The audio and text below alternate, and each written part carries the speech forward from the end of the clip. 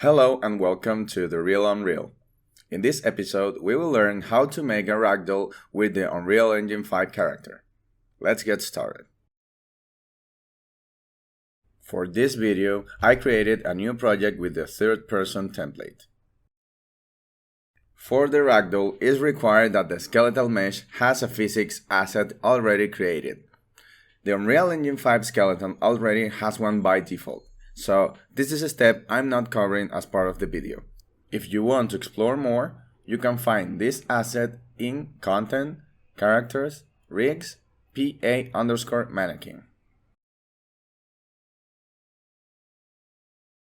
Let's open our character blueprint located in Content, Third Person, Blueprints, BP_third person character.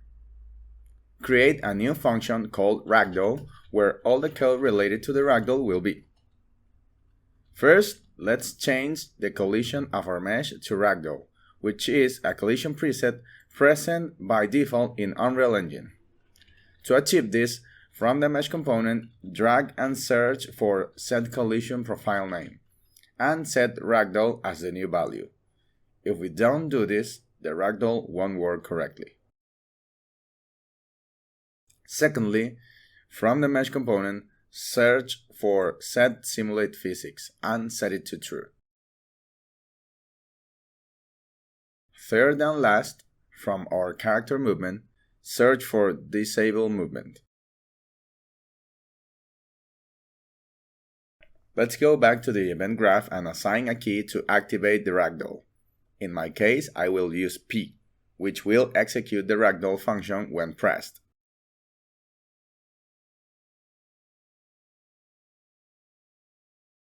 Compile, save, and press play. Now we have a fully functional ragdoll working.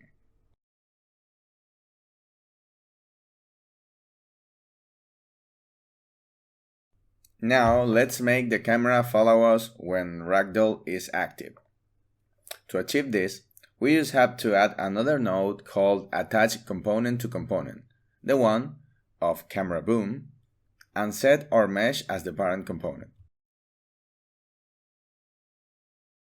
Also, let's set pelvis as the socket name, so the camera follows this bone, which is the center of our character.